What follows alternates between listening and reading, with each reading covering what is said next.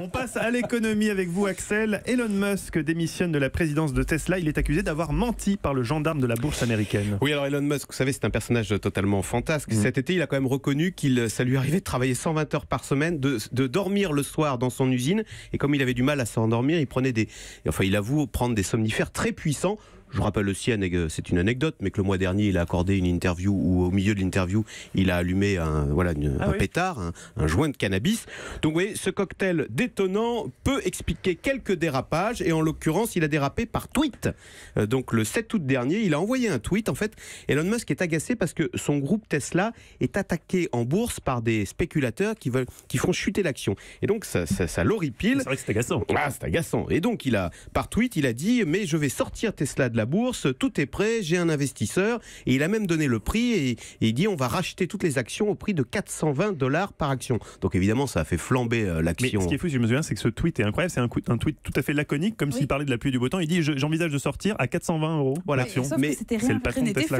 On voit bien la dangerosité de cette communication par tweet. D'ailleurs, du coup, vous vous souvenez c'était Valérie Trierweiler qui disait « Je tournerai 7 fois mon pouce avant de tweeter ». Là, il devrait écouter ce conseil, Elon Musk, puisque résultat, on ne badine pas avec les affaires de bourse. Le gendarme de la bourse américaine, la SEC, a donc ouvert une enquête, s'est aperçu que rien n'était bouclé, qu'il n'avait aucunement l'intention de sortir Tesla de la bourse, et donc la menace était de l'interdire de diriger une société cotée.